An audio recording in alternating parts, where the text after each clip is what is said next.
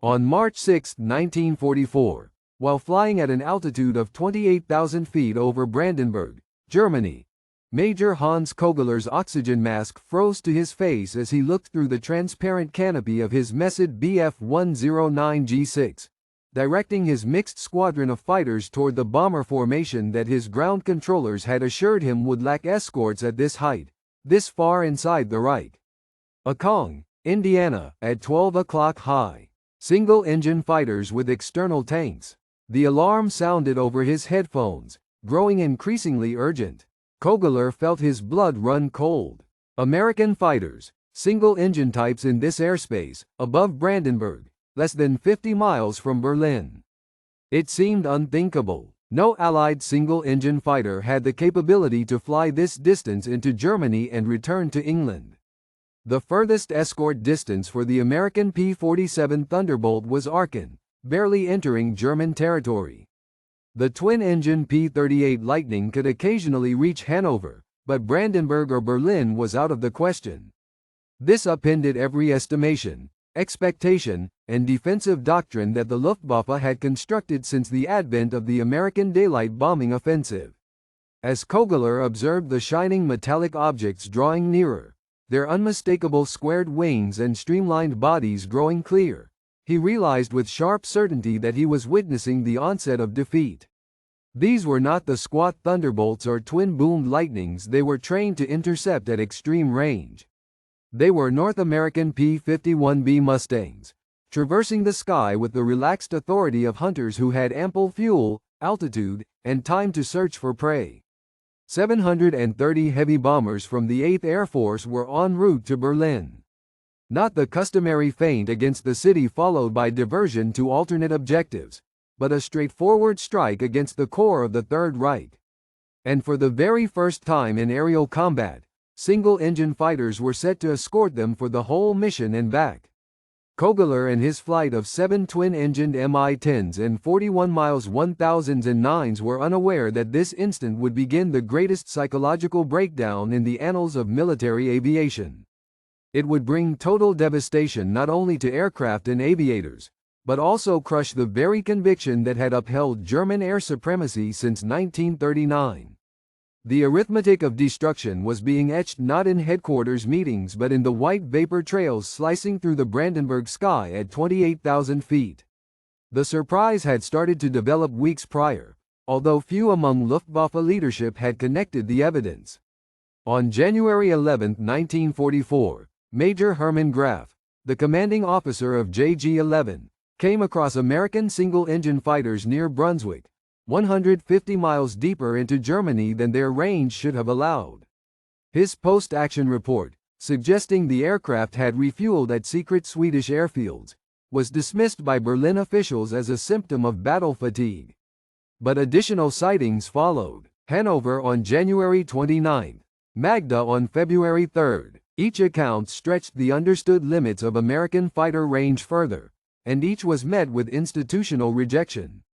The Reich Air Ministry released an order on February 15 stating plainly that sightings of American single-engine fighters past the Ruhr were mistaken identifications of twin-engine P-38s or German-friendly planes.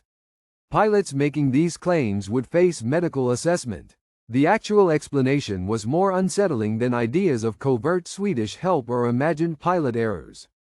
At Wright Field in Ohio, U.S. engineers had accomplished something German specialists had pronounced impossible, giving the P-51B Mustang a combat range greater than 650 miles by means of disposable auxiliary fuel tanks. The numbers seemed to contradict fundamental principles of aerodynamics.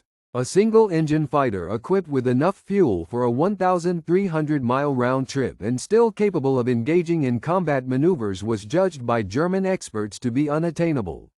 Hetman Heinz Knock, who led the 2nd Squadron of Jagdgeschwader 11, recorded in his diary in early 1944, "We had calculated exactly. The American single-engine fighters could cover their bombers for 280 miles from their English bases, not beyond. That left us all of central and eastern Germany as a zone to attack the bombers unopposed. The formula was simple. Fuel tank size divided by consumption equaled range. The Americans could not contradict the laws of physics. Nevertheless, the Americans did not break the rules of physics. Instead, they had used them more resourcefully than any member of the German command had foreseen. The answer lay not in the planes themselves, but in two technological advances that German intelligence either overlooked or dismissed as falsehoods. The Packard-produced Merlin engine and the English-designed disposable fuel tanks. The Packard 51650-3 engine found in the P-51B was not just a licensed version of Rolls-Royce's Merlin. It was an enhanced iteration manufactured to tolerances surpassing even those of the original British models. By applying manufacturing practices honed in Detroit's automotive factories, Packard achieved something extraordinary. An engine delivering 1,490 horsepower at sea level and, importantly, over 1,200 horsepower at 30,000 feet due to its two-stage, two-speed supercharger. Oberfeldwebel Konrad Bauer, a technical expert from JG26, inspected a downed P-51B near Gütersloh in February 1944. His assessment, later retrieved from Luftwaffe records after the surrender, demonstrated the astonished German reaction. The engine installation exhibits engineering brilliance. The intercooler setup alone surpasses anything in our Daimler-Benz 605. Yet what is most astonishing is the production accuracy. Each part is finished with the precision of a jeweler. They claim Americans manufacture 3 engines an hour. If this is correct, the real contest is not among pilots, but among factory lines. The drop tanks represented an even more ingenious approach. Made from pressed paper sprayed with a plastic resin, these 108-gallon auxiliary tanks weigh merely 35 pounds when empty, less than the bullets carried by one of the Mustang's machine guns. British designers at the Royal Aircraft Establishment created the laminated paper technique, which held fuel for around 5 hours before it began to degrade. This was more than adequate for the roughly 2.5-hour journey to Berlin. German designers had also tried auxiliary tanks, but their method reflected an essential difference in mindset. The German models were metallic, reusable, costly, and bulky. Carrying them reduced performance so much that any fighter using them became easy prey. The American paper tanks, however, were cheap, disposable, and lightweight. A P-51B equipped with 2 108-gallon paper tanks could reach Berlin, jettison the tanks within seconds on entering combat, and engage at peak effectiveness. Lieutenant Colonel Hubert Zinke, who led the 56th Fighter Group, outlined the tactical transformation during a briefing in 1944. The Germans believed we would ration our fuel to ensure enough remained for fighting and a safe return. However, with drop tanks, we could afford to use fuel liberally. We could cruise to Berlin on external tanks, discard them, and still retain our full internal reserves for 30 minutes of combat at maximum power, along with the trip back. We no longer operated on the brink. We now had a surplus to utilize. To truly grasp the psychological effect of March 6, 1944, it is critical to first recall the trauma experienced on October 14, 1943, known as Black Thursday. On that day, the 8th Air Force had attempted to strike the ball-bearing factories at Schweinfurt without long-range fighter cover. Out of 291 B-17 flying fortresses that entered German airspace, 60 were lost and 138 were damaged, resulting in a loss percentage of 20.6% with over 600 airmen becoming casualties. The Luftwaffe had shown, with grim precision, that bombing in daylight without escort could not continue. General Ira Eaker, head of the 8th Air Force, had no choice but to stop deep penetration bombing missions altogether. General Major Adolf Galland, General der Jagdflieger, proclaimed October 14 as the greatest success of the Jagdwaffe in the defensive war. In his memoir published after the war, The First and the Last, Galland stated, "After Schweinfurt, we believed we had demonstrated that daylight precision attacks were unworkable. The Americans would have to adopt the British night bombing approach, where accuracy was lost and the damage limited. We had prevailed in the intellectual contest." However, despite Galland's tactical brilliance, He made a vital error in judgment. He thought the Americans would accept the boundaries imposed by contemporary technology instead of finding innovative answers. When information about an upcoming American fighter with outstanding range began to appear on his desk in December 1943, he disregarded it. When his own airmen reported spotting single-engine fighters near Hanover in January 1944, he accused them of imagining things. Only on February 20, 1944, during the opening of Big Week, did Galland begin to apprehend the seriousness of the challenge. The Americans dispatched 1,000 bombers with 835 fighters acting as escort, among them the initial significant use of P-51Bs. Within the following 5 days, the Luftwaffe lost 262 aircraft and, more significantly, 100 battle-hardened pilots, representing 17% of their veteran fighter pool. Major Wilhelm Ferdinand Galland, Adolf's younger sibling who commanded elements of JG-26, reported following Big Week, the introduction of the Mustangs changed the entire situation. Before, we could form up out of escort range and methodically engage the bombers. Now, we had to get through the escorts first to attack the bombers and then fight our way free. Every sortie was a struggle for survival from departure to return. The morning that broke over Northern Europe on March 6, 1944 was clear and frigid, making for ideal flying conditions. At RAF Leiston in England, maintenance crews had labored overnight to ready the 357th Fighter Group for their boldest assignment yet, the first P-51 outfit to escort bombers all the way to Berlin. Colonel Henry Spicer, in command of the 357th Fighter Group, carried out his pilot's briefing at 0600 hours. He told them, "Gentlemen, today we are flying to Big B, the entire route. We'll spend 4 hours in hostile airspace. Any pilot who doubts the readiness of his plane should abort the mission now. There will not be another chance at these ranges." None of the men aborted. Nevertheless, Colonel Spicer himself would abort soon after departure due to technical difficulties, causing Major Thomas L. Hayes to take command for the milestone operation. At 8:30, a force of 730 heavy bombers took off from airfields across East Anglia. Following behind, 796 fighters stood ready to escort in shifts P-47s for the opening leg, P-38s for the central stage, and P-51 Mustangs for the longest leg and target defense. The 357th Fighter Group got 48 P-51Bs airborne, but after mechanical ailments and difficulties with navigation in thick clouds, only 33 pilots reached Berlin. In Germany, the Reich's Jagdführing radar network began tracking the massive force as it formed over the North Sea. At Doberitz, the main control room managing Berlin's defense, plotters initially assessed it as just another feint. The Americans had neared Berlin several times before, but consistently turned aside toward objectives in western Germany. Oberst Hannes Trautloft, who led the 2nd Fighter Division tasked with defending Berlin, analyzed the radar returns and made a consequential choice. He kept his interceptors on the ground until convinced the bombers were committed to Berlin. It made no sense to expend fuel if this turned out to be another diversion. At 11:30, the leading bombers crossed into German-controlled airspace near Arnhem.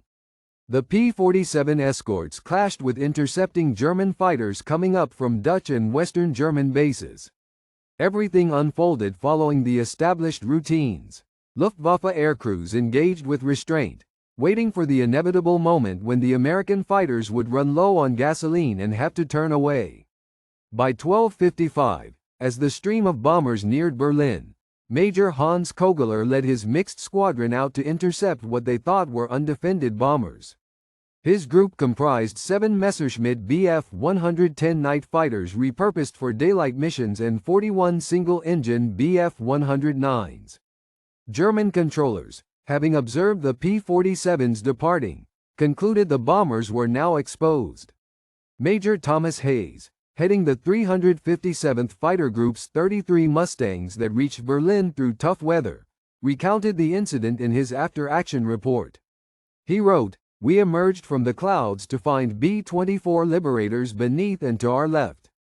At the same moment, we identified roughly 40 enemy aircraft maneuvering for an attack. Mi-110s and Mi-109s. They were unaware of our presence. We held the altitude advantage and total surprise. The German force, intently focused on the bomber formation, failed to detect the Mustangs until it was already too late. Hayes dived upon the enemy aircraft, radioing, "Greenhouse Squadron, this is Greenhouse Leader. Hostiles at 2 o'clock low, release drop tanks and engage." Feldwebel Jan Muller, a pilot from JG-11 operating one of the Bf-109s that escorted, survived the clash and recounted it later.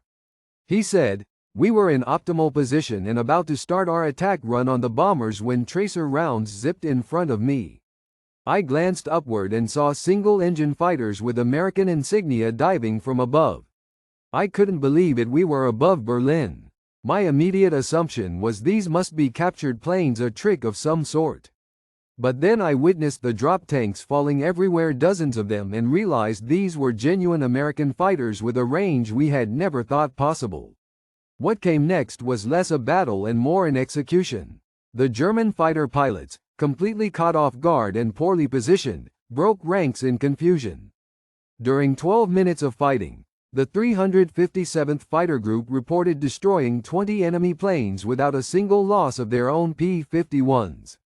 Hayes himself took down a Bf-1009 at low altitude near Welsen, afterward leading further Mustangs in strafing runs against a German airstrip. At his manor at Karenhol, located 50 miles north of Berlin, Reich Marshal Hermann Göring was eating lunch when he received news from General Dagfleer Adolf Galland. American fighter planes were above Berlin. Single-engine fighters. "You're wrong, Galland," Göring declared curtly. "Look over your reports again. Herr Reich Marshal, I have confirmation from multiple independent witnesses. P-51 Mustangs are currently battling our fighters above Potsdam." Göring's fury erupted. According to his aide, Aust Bernd von Brauch, who was present, the Reichsmarschall hurled his wineglass at the wall and yelled, "This is treason, sabotage. The pilots are fabricating tales to hide their cowardice. I will have every man making such claims put before a court-martial." Yet while Göring ranted, the proof was irrefutable. From his own property, he could see vapor trails over Berlin, and hear the remote roar of engines at maximum power. His aide would later state that Göring stood silently at the window for almost an hour, observing the sky. That night, Göring issued one of his most notorious decrees of the air conflict. Any airman who asserts they saw American single-engine fighters over Berlin is to be detained for cowardice and disseminating defeatist propaganda. The ultimate reach of American fighters is the RU. This is a scientifically proven fact. The directive generated turmoil in fighter squadrons already suffering from heavy casualties. Pilots who had just survived clashes with P-51s were now under threat of court-martial for reporting their observations. A number of squadron leaders, including Major Garral, disregarded the order and told their pilots to record twin-engine fighters in official reports. General Major Galland, during a heated meeting at the Air Ministry on March 8, offered Göring a fragment of a P-51 auxiliary fuel tank, plainly stamped "Made in USA," collected from a field near Magdaburg. Göring's remark became part of Luftwaffe legend.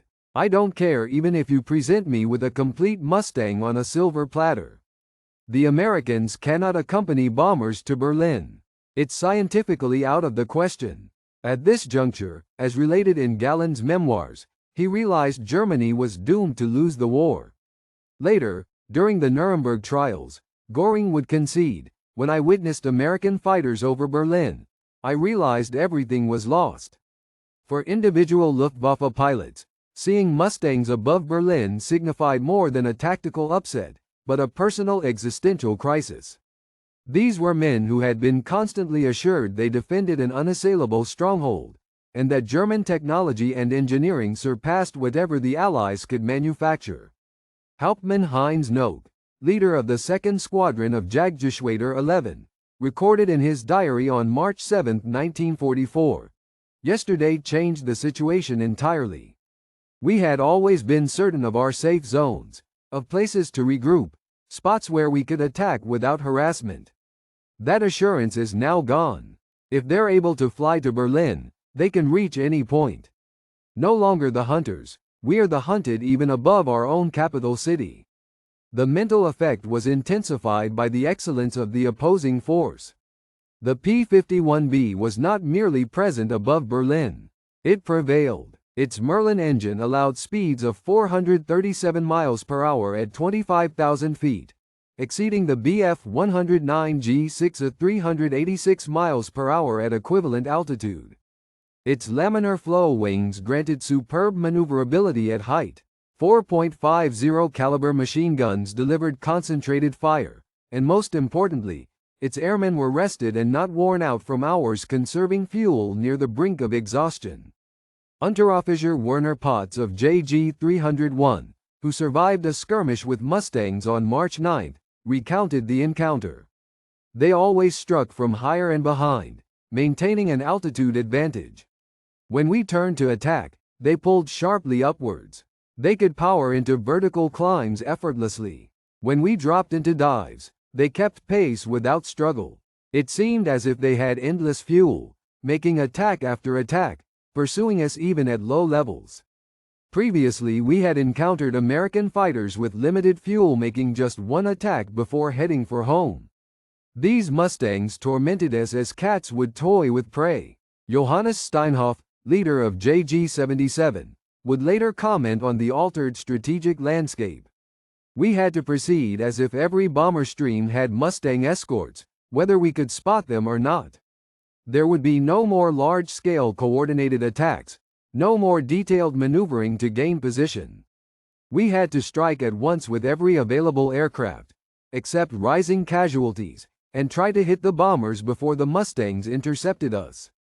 The arrival of Mustangs over Berlin happened alongside and sped up another looming disaster that was slowly asphyxiating the Luftwaffe: fuel shortages.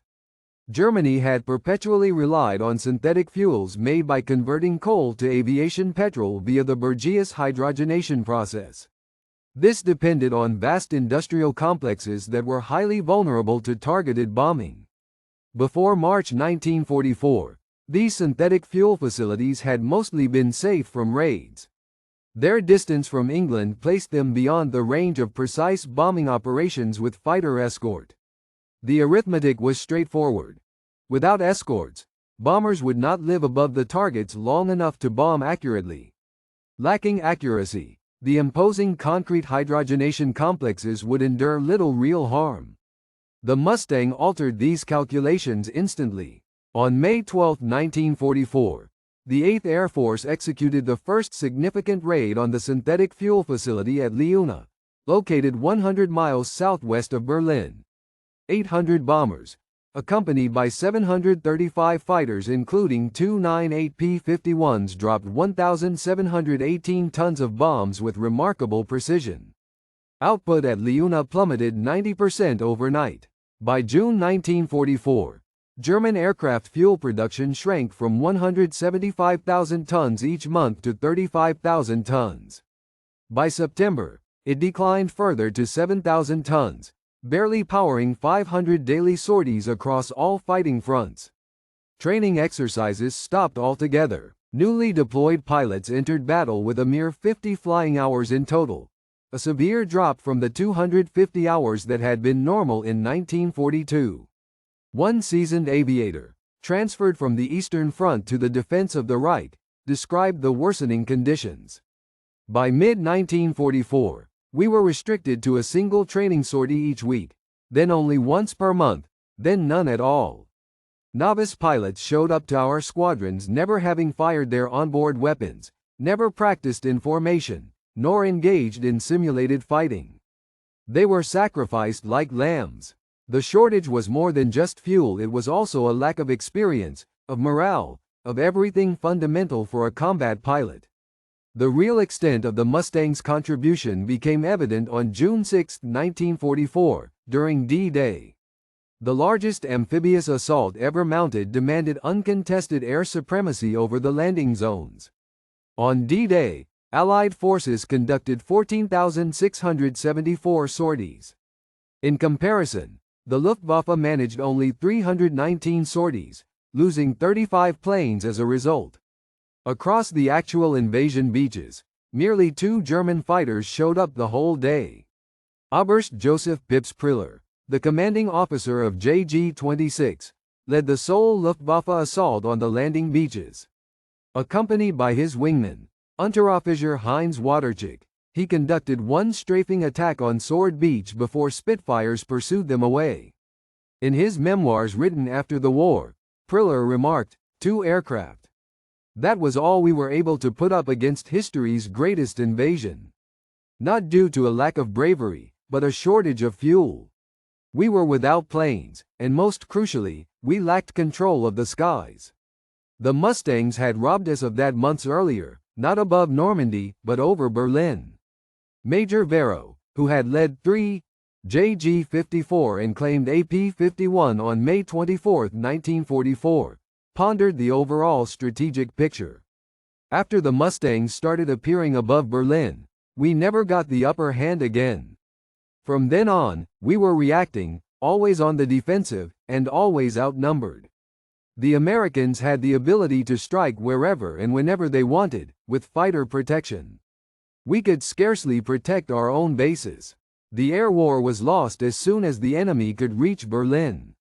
Out of desperation, the Luftwaffe began adopting more and more self-destructive strategies.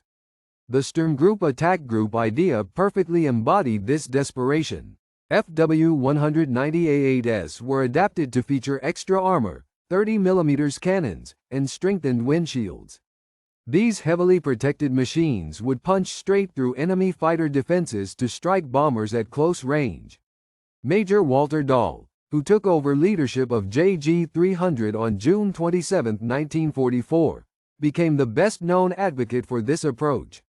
On July 7, 1944, Dahl led IV Sturm JG-3 with support from 2 Gruppen of Bf-109s from JG-300 during a major raid against B-24 liberators near Leipzig. The well-armored FW-190s succeeded in wiping out a full squadron of 12 B-24s from the 492nd Bomb Group in less than 60 seconds, but losses were severe. Of the Sturmgruppe fighters that launched, 9 were shot down and 3 were forced to crash land. The escorting Bf-109s suffered even greater losses to the Mustang escorts. These tactics, briefly effective in July, quickly became even more suicidal as the American fighter presence continued to rise. Oberfeldwebel Konrad Bauer, one of the handful of Sturmgruppe aviators to complete several missions, described the actual circumstances. We were flying in coffins. The armor that was meant to shield us only made us slow enough for the Mustangs to shoot at us many times without risk. We were ordered to ram if our guns jammed, but we could not even reach the bombers through the screen of enemy fighters. Every mission felt like a game of Russian roulette with no empty chambers. Germany's final hope rested on game-changing technology. The Messerschmitt Me 262 Swallow, the first operational jet fighter in the world. Boasting a top speed of 540 miles per hour, it exceeded the P-51D by 100 miles per hour. In the hands of skilled flyers, it might have altered the battle for air dominance, but the Me-262 came too late and in insufficient numbers. More damagingly, Hitler's demand that it be used as a Blitz bomber instead of an interceptor wasted valuable time. By the time enough were ready for fighter missions in late 1944, the Luftwaffe lacked both the fuel to train pilots and the secure airfields to operate them effectively. Adolf Galland, who had been relieved from his role as General der Jagdflieger for criticizing Hitler's orders, was appointed to command JV-44, an elite jet fighter squadron established in February 1945.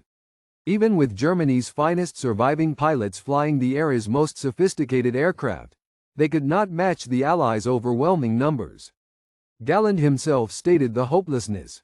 We would take off, shoot down a bomber or two or a fighter, and upon landing find our own base attacked by Mustangs.